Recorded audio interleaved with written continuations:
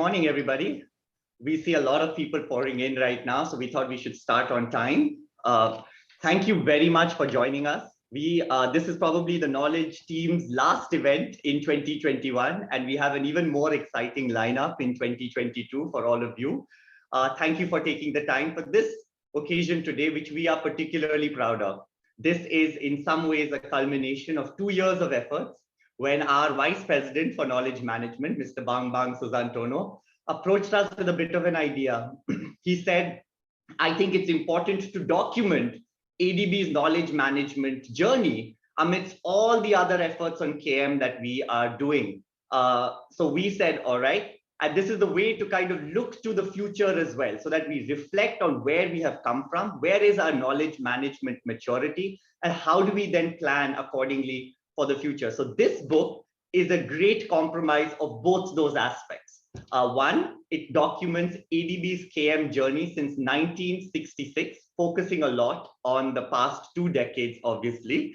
And second, it looks at how ADB is institutionalizing its efforts on looking at knowledge solutions, a term that ADB has coined and we are particularly proud of, where we are saying that it is not the individual product or service that really matters, but a programmatic approach to knowledge, and ultimately counting the effort on the ground, the impact on the ground of that knowledge solution.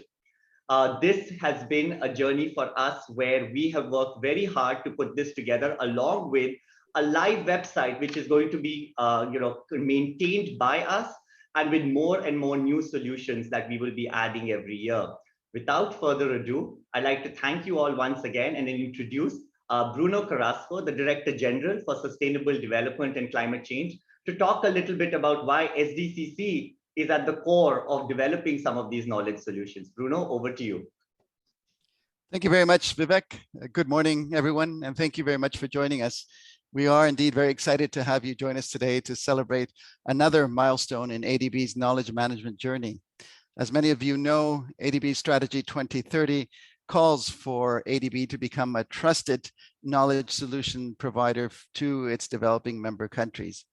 If we are to strengthen our Solutions Plus delivery, we will need to raise the bar on our knowledge front. We have made a promising start this year with the approval of our Knowledge Management Action Plan, or KMAP.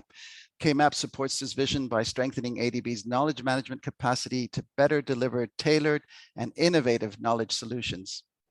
The book being launched today is a 2-year collaborative effort, as we've heard from Vivek, which documents ADB's knowledge management journey since 1966 and curates more than 40 successful knowledge solutions that ADB has implemented across many sectors and countries. It serves as a hallmark to our dedication to become the premier knowledge solution provider in the region. Documentation of our knowledge management history is an important aspect of reflecting on how we have evolved and where we want to go in our knowledge management journey. And we are proud of our knowledge management maturity as an organization. Knowledge Solutions encapsulates the idea of how ADB's knowledge is being applied to solve development challenges in our developing member countries. The 42 knowledge solutions featured in this great book were carefully curated from over 300 submissions over the last 2 years. The solutions range from how ADB's knowledge was used in policy advice to governments, as well as to respond to the COVID-19 pandemic. SDCC hosts the many sector and thematic secretariats whose role it is to document and share ADB's knowledge. SDCC also hosts the Knowledge Advisory Services Center, KSC, which leads the bank's knowledge management practices. We are happy to document ADB's history and exceptional solutions in a way that captures the impact of all on the ground. All 42 solutions are rich with photos and testimonials from our clients, so it makes it much more pleasant to read.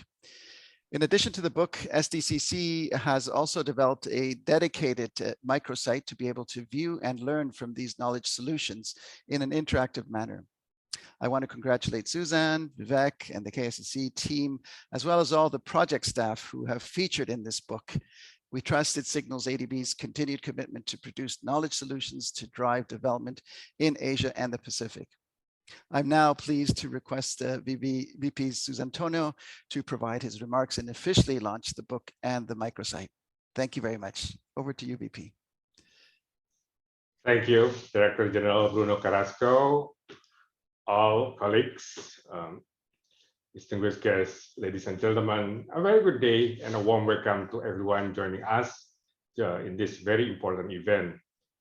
As DG Bruno also mentioned, ADB has focused on knowledge management process since its establishment in 1966, while ADB was founded as a bank to provide development funding. We are also a valued knowledge advisor to our member countries. We use our convening power to encourage collaborations among different knowledge stakeholders and also provide platforms for sharing ideas, knowledge, and experiences. In 2019, we decided to document how we have evolved as a knowledge organization over the last 5 decades. We wanted to capture the footprints that we have left on the ground through our knowledge work in Asia and the Pacific.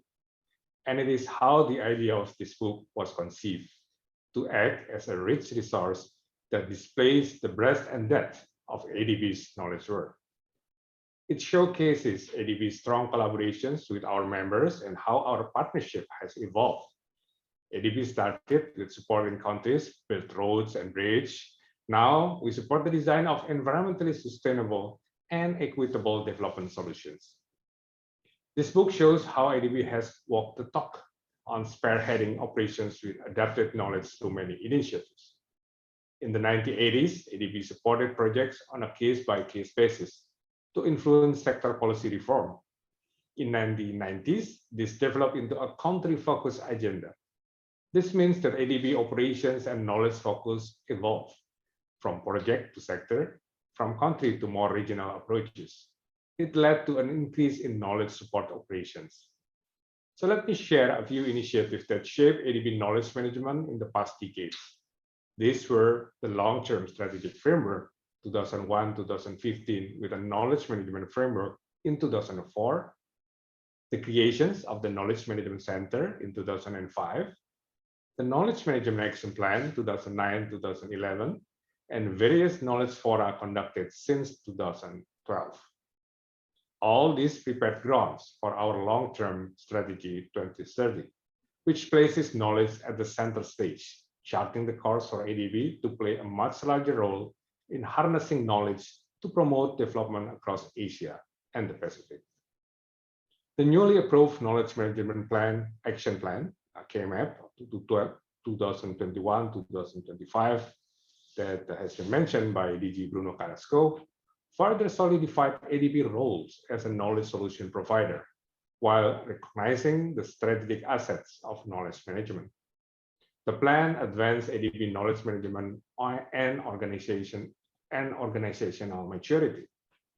It does this with a clear business case to bring greater focus to country knowledge plan, supporting planning, implementations, monitoring of knowledge works. ADB has evolved its knowledge agenda by leveraging culture, process and system, and relationship for knowledge management. We firmly believe that all 3 pillars are critical to effectively address development challenges across sectors, agencies, and countries.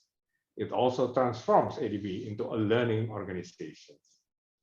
Going forward, ADB's work in knowledge will need to become more collegial, more collaborative, and more digitally enabled. It needs to help diagnose our members'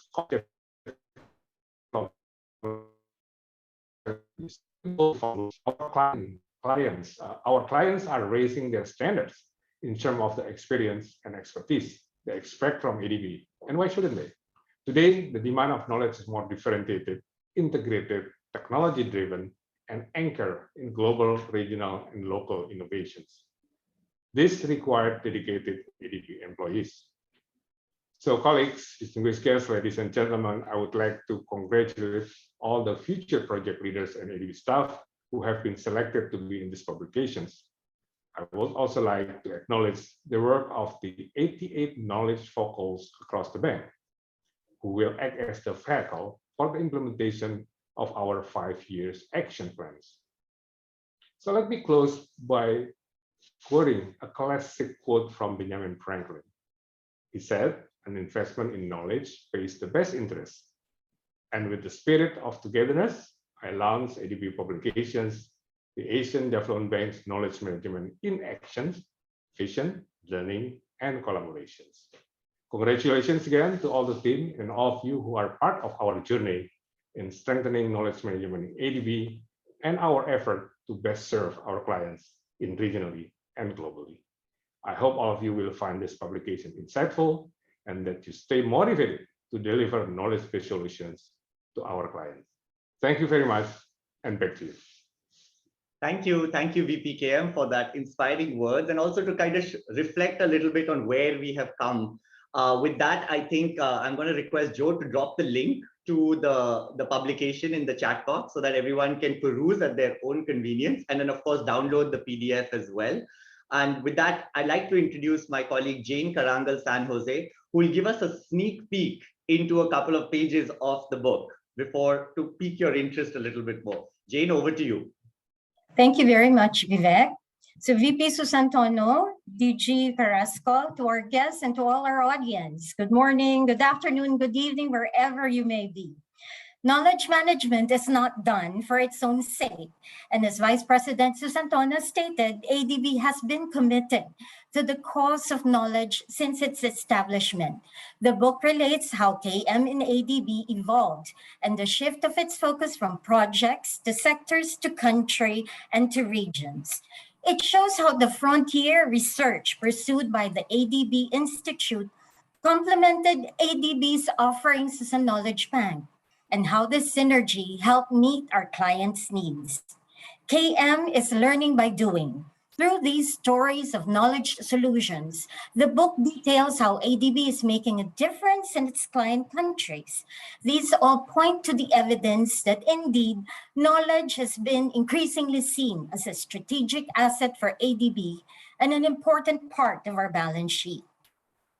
In the next slide, as DG Bruno pointed out earlier, we look to our history to reflect from the past and to chart how and where we want to go in our KM journey. In the last 2 decades, our journey has seen 4 landmarks. First, ADB envisioned and formally committed to become a learning organization in the early 2000s. This meant putting in place KM fundamentals by developing capacity to learn from operational experiences as well as from those of our development partners, and to disseminate such in the form of good practices. In the next phase, ADB Strategy 2020 identified knowledge solutions as a key driver of change. And in order to see that change, ADB expanded its KM to define metrics that would demonstrate the results of our knowledge. Midway into these last 2 decades, ADB exerted efforts to consolidate KM reforms by strengthening our communities of practice, developing a responsive people strategy, and improving our IT capabilities that would enable the bank to be awarded a Most Admired Knowledge Enterprise in 2012. Regaining momentum in the last 7 years ushered in progress in most of our client countries, going to middle income levels. Disruptions occurred at speed beyond our expectations, especially during COVID. ADB came to realize the need to integrate KM and build on other initiatives, including operational reviews, the digital agenda, and culture transformation, among others. With uncertainties besetting our clients, we learned to manage knowledge not solely for efficiency, but more importantly, to pursue innovation. Such stories have been exemplified in our knowledge solutions, and to share more on that, I'd like to turn the floor to my colleague, Josephine Aquino. Thank you, Jane, and good morning, afternoon, evening to everyone. Before I go to the knowledge solutions section of the book, I would just like to briefly talk about ADB's knowledge solutions. So this is ADB shifting from counting and reporting on the knowledge products and services to focusing on the impact of the knowledge work and the operations that we do on the ground. When we say knowledge solutions, these are the knowledge-based ideas, designs, approaches, products, and processes that help solve development problems. Oftentimes, these are tacit knowledge embedded in ADB's operations and business processes. And so in the last 2 years, ADB has been measuring, reporting, and recognizing how this knowledge contributes in solving development problems faced by its developing member countries. There were about 45 nominations in the first year, and this year, 51 knowledge solutions have been nominated. They have been screened by the knowledge focus and validated by a knowledge management working group following 3 criteria, which we also adopted in coming up with the 42 knowledge solutions that are being featured in this book. So first is we are trying to make sure that these knowledge solutions are aligned with the developing member countries' national development plan priorities, that they draw from prior operation and provides evidence of lessons learned and providing integrated solutions around ADB's operational priorities involving multiple sectors and themes. And of course, making sure that the knowledge solutions provides value, meeting or exceeding clients' expectations, resulting to policy reforms and replication in other areas or developing member countries. So in this book, we did not just look into the knowledge solution submissions received in the last 2 years. Other projects have been considered. As DG Bruno mentioned earlier, in fact, 300 projects were screened by a group of knowledge management experts following the same knowledge solutions criteria. So from 300, it went down to 70, and finally to the best of the best, the 42 knowledge solutions, which are now being featured in this book. My colleague dropped here the links to the book and also to the microsite. And you might have already browsed through it, and you will notice that each knowledge solutions was packaged into bite-sized format, highlighting the development impact, and also include testimonials from clients, pictures as well. Each of the write-up has been validated by the project teams. And live links were also provided there to provide you more information about the projects. This slide on the screen now shows the breakdown of the knowledge solutions by department. So those acronyms that you see on the left, those are operations and knowledge departments. And all these 42 knowledge solutions covers 11 sectors and themes. Next slide, please. We wanted to make these knowledge solutions easily accessible to everyone. And so a microsite was developed to complement the book. So ADB will continuously promote its knowledge work through this site. This is more than just a platform. The vision is making this a platform or a window to see what others are doing, and hoping this leads to further collaboration, not just within ADB, but with external partners as well in designing projects or initiatives that can be replicated for greater value and impact for DMCs.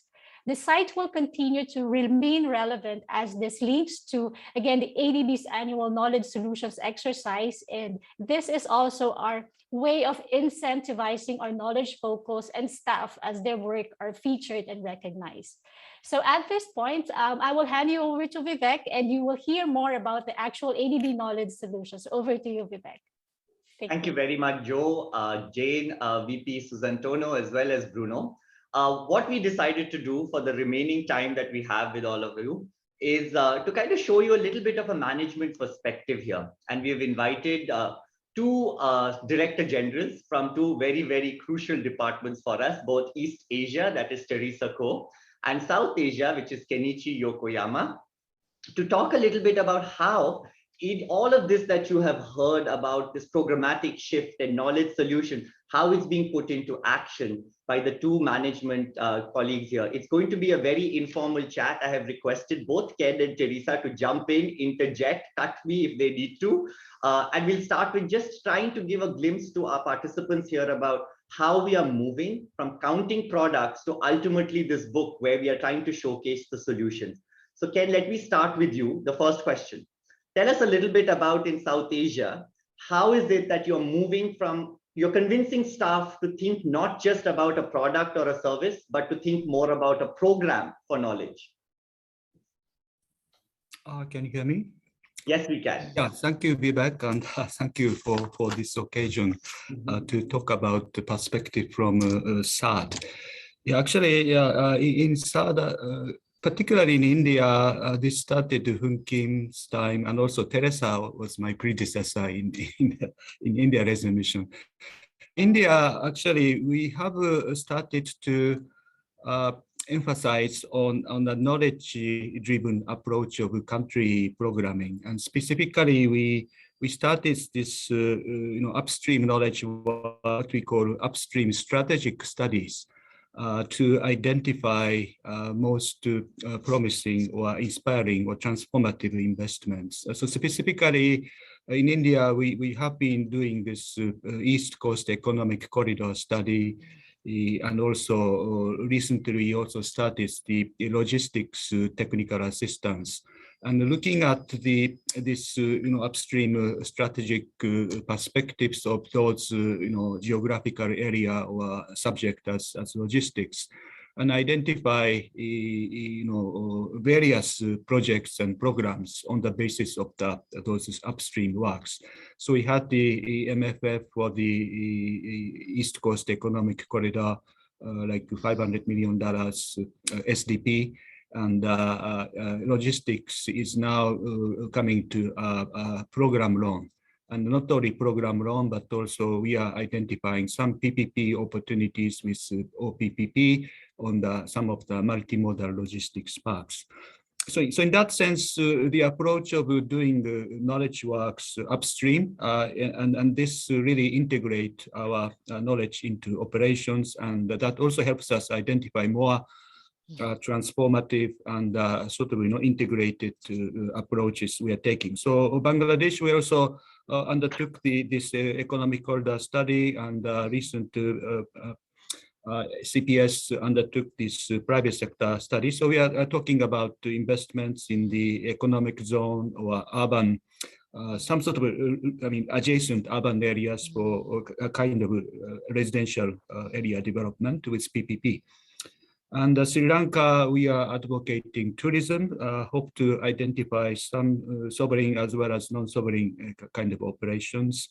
And in order to facilitate that, all the countries' office is now given this facility of upstream knowledge work. So umbrella TA to do knowledge works, to discuss with the government and identify any opportunities that ADB's knowledge work can contribute to operations.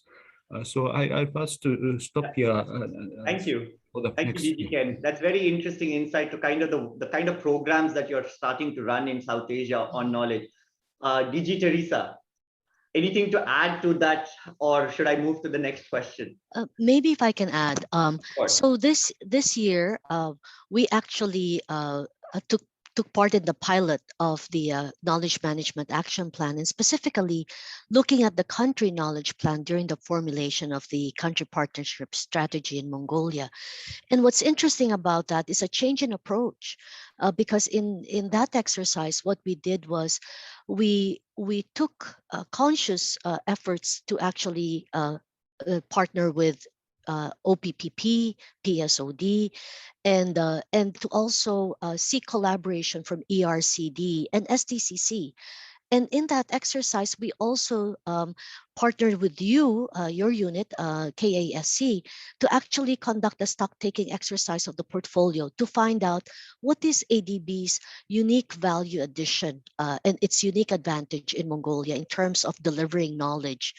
And taking that, coming up with a framework for support that we then took to the government, conducting briefings and consulting with government counterparts to prioritize knowledge support and knowledge collaboration for the purpose of actually furthering policy formulation, because that's where it can start, and it can all start and then cascade down to our investments. And in this exercise, I believe that the formulation of the country knowledge plan also enabled us to sharpen our plan, our program, because instead of having a proliferation of TAs, we not only focused on priority areas that are aligned with the CPS, but we also we did strive to actually look at how we can formulate solutions in a more strategic way and have fewer TAs in the process. And so it positioned ADB in the post-recovery, post-COVID-19 recovery phase to participate and contribute to sustainable and inclusive growth in Mongolia. Let me stop here, Vivek, and over to Thank you. you. Thanks. Thank you, Teresa. That is actually, you preempted my second question, which is kind of, because one of the reasons both you are here is in Ken's department, we have Bangladesh, Sri Lanka, and India adopting a more programmatic approach to the country knowledge plan. And in your department, we had Mongolia. I want to just ask a little bit, how difficult has that shift been, right? Has there been resistance from staff?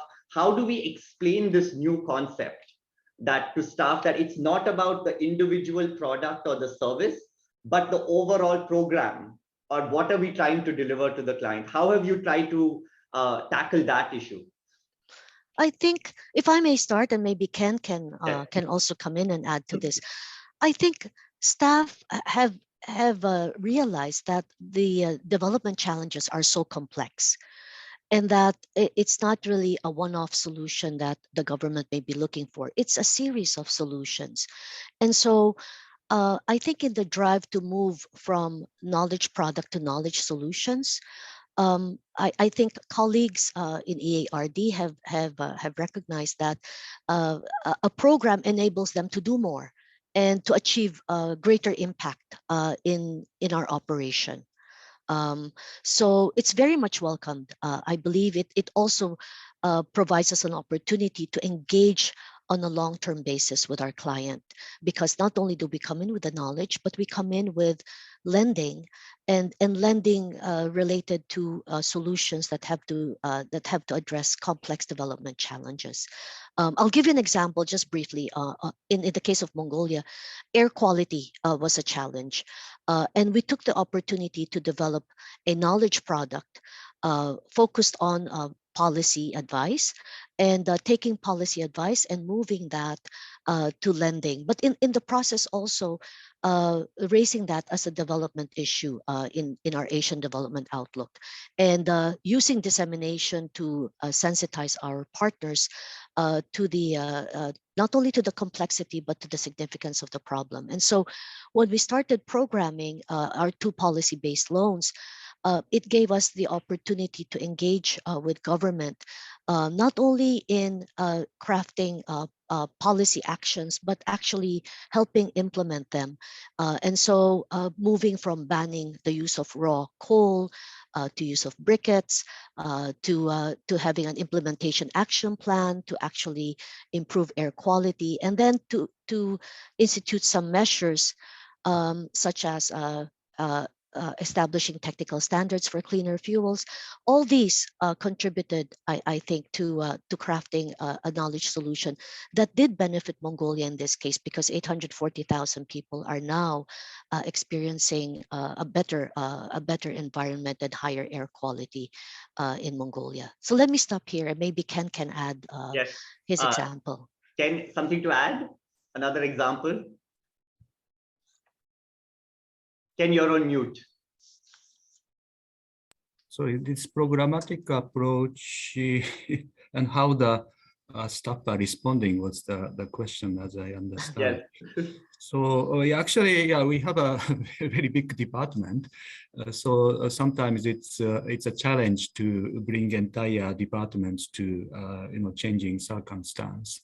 But in a way, we see India growing fast, Bangladesh is also, and Sri Lanka becoming a unique. And also we have competitors like AIB and ADB and also World Bank. So definitely, unless we change, then we have to look at 10-year, 20-year perspectives. So unless we also change our business, it's quite difficult to sustain and continue to contribute. So in a sense, programmatic approach, this integrating knowledge into operations is extremely important, and it is a must. So regardless of some resistance or not, I would say.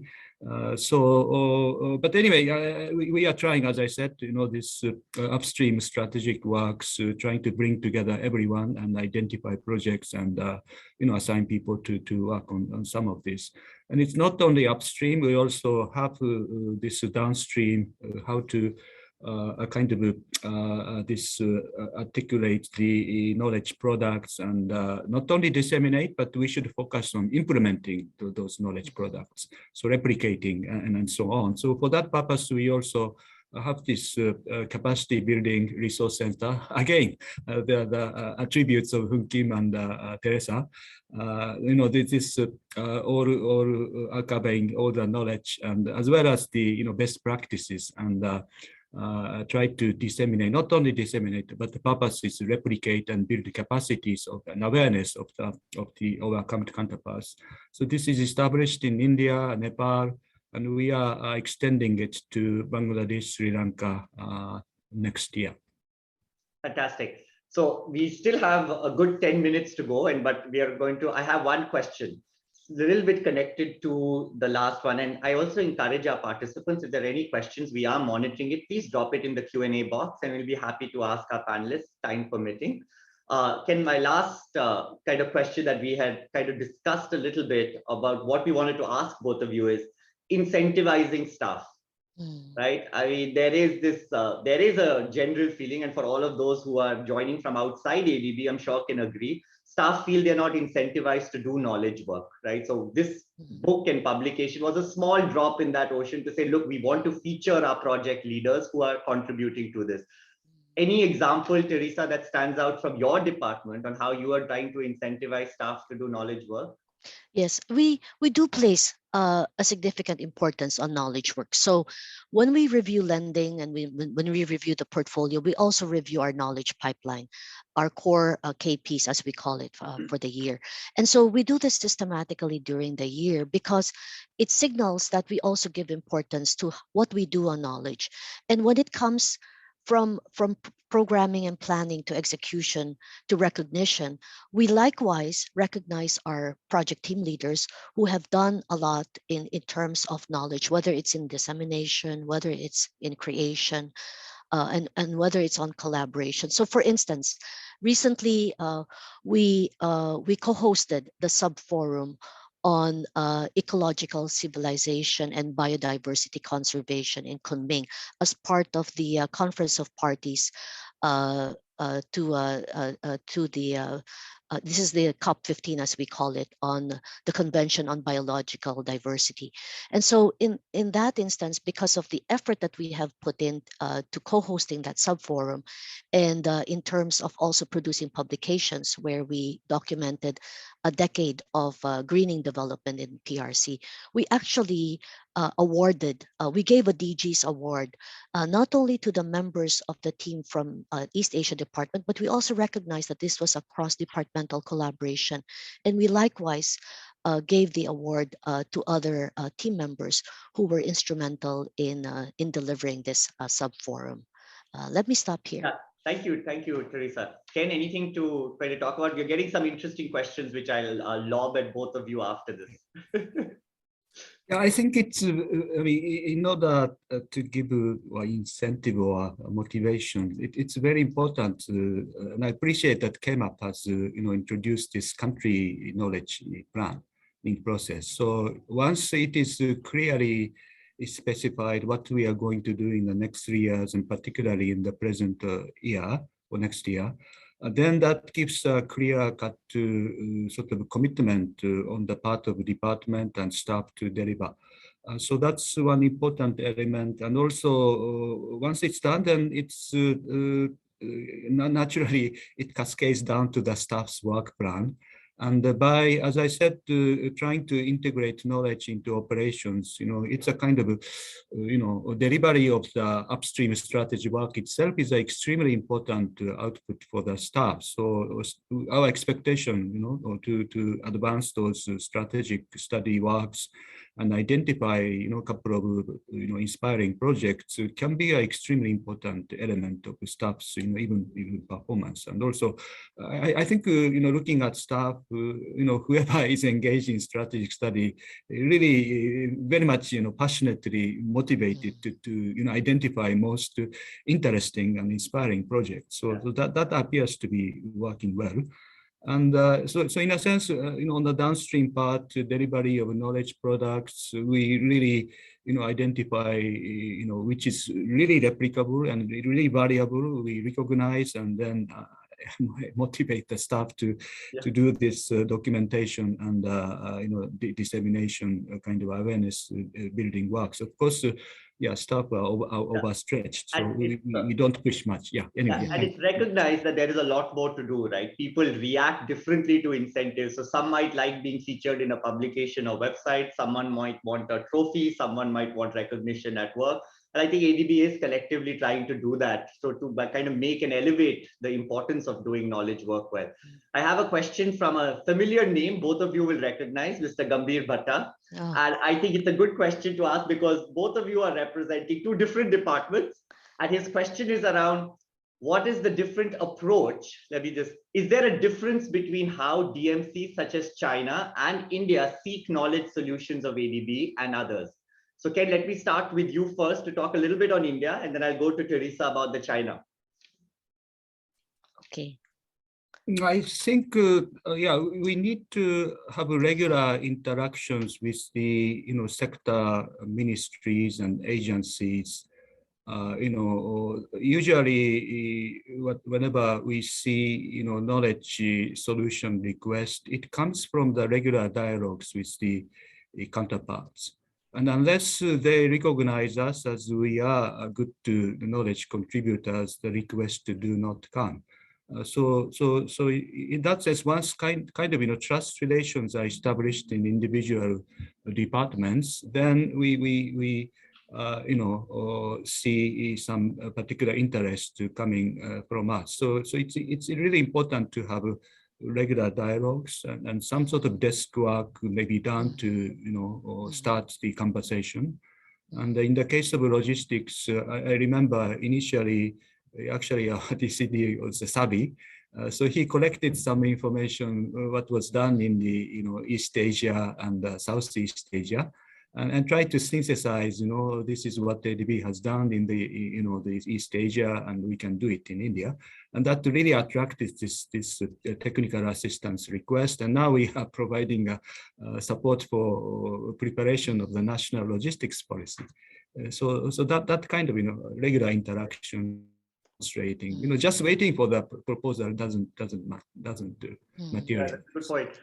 Teresa, how do you use ADB's convening power in PRC to get this knowledge program? So I think it's really driven by our clients. So as Ken said, consultations are very important, and regular consultations with the ministries, with the line ministries, really drive the demand for knowledge and actually make us aware of what matters to our client. And so that's a very important exercise that we conduct regularly. The client also comes and tells us what they think would be of value.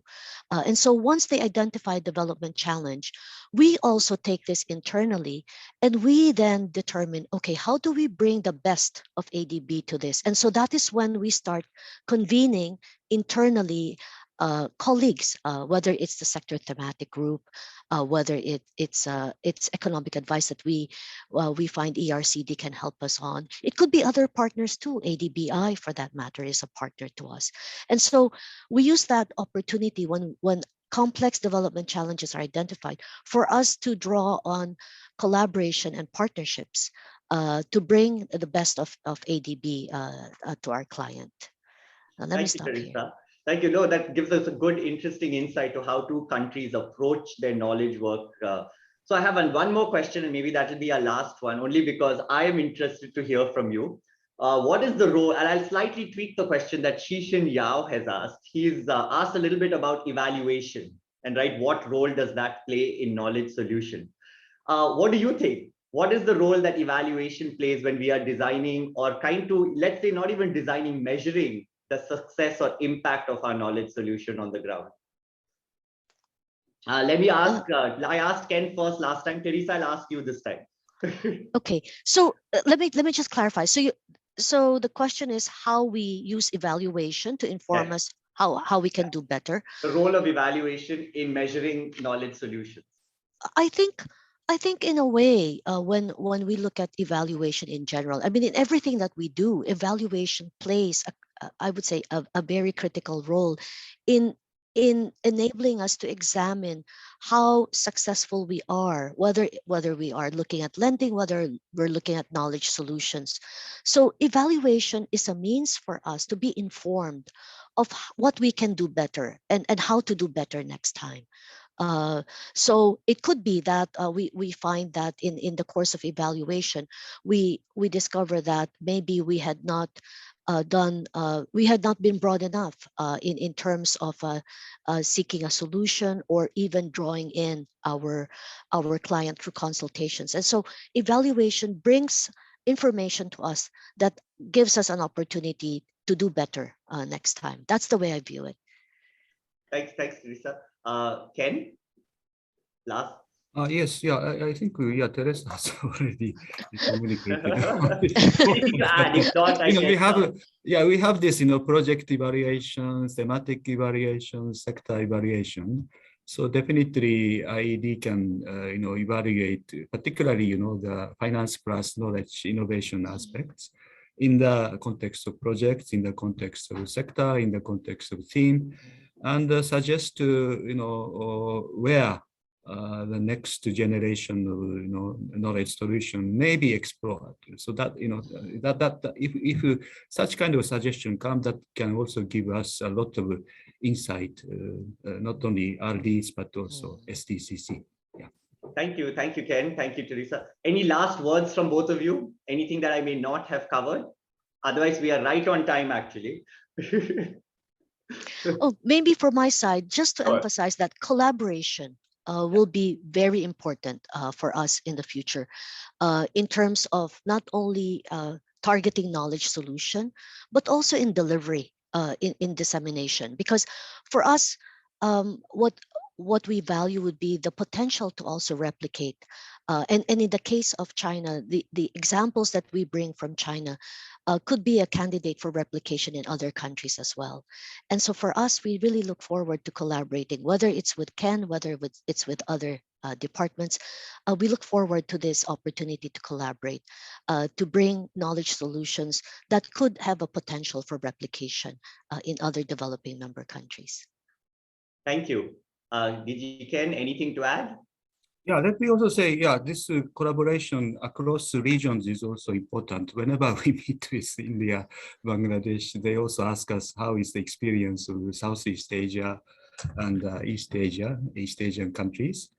So that's one, but also I think in individual efforts to build high knowledge, as a sector or thematic expert is also very important in order for us to be knowledge solution. It's in the end, it's the staff's, capacity and efforts. And whenever, clients are really interested to talk something not only, project financing, but how the project we can deliver something else in terms of finance plus. So in that sense, individual efforts, building our knowledge and then collectively as a corporate is very important. Thank you. With that, I want to thank both of you for your time and also tell our 200 plus participants here that this is one of our, obviously our a launch event. We want to feature some of the knowledge solutions separately in 2022 as well. And I guess our three key efforts here is what we wanted to display to you. One, ADB is thinking programmatically about its knowledge work on the ground. Two, we are not thinking individual products and services. We are thinking solutions and impact. And third, we are trying to link it all to incentivize staff to continue to do this work.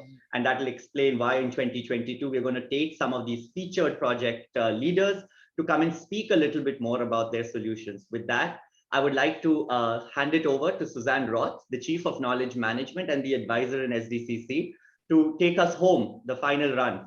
Suzanne? Thank you very much. This is a very special moment for all of us, and I'm very glad to see Gambhir Bata here, who has started this with our Vice President. This is a great testimony to show the world that ADB is effectively promoting value creation through knowledge. And I think this shows how serious we are. We are now embarking on the journey to get actually ADB certified in the ISO standard for knowledge management 3041. And that is all about showing the organization's leadership and commitment to ensure that we align knowledge management outcomes with the organizational outcomes. And this is what we want. And I want to close the session with a quote from a famous thinker who said, it's not enough to have knowledge. It's all about applying that knowledge well. And I think that's what the world needs right now. So thank you all for attending. I would like to thank the entire team who worked very hard on this publication. And of course, want to thank all our sponsors, especially VP Bambang and our Director General Bruno and Teresa, DG Teresa and DG Ken for the support. And we will need all of you. It's a long journey. We are just beginning the marathon of really putting knowledge on the balance sheet of ADB. So thank you. Thank you very much, Suzanne. And with that, we'll close today's session with a big thanks to members of our team, Jane, Joe, Ashwath, Daniel, Beth, Pranita, Jane, for working with us tirelessly for 2 years to put this publication together. Thank you, everyone. Have a great rest of the day. Thank you. And also, of course, special thanks to our Department of Communication.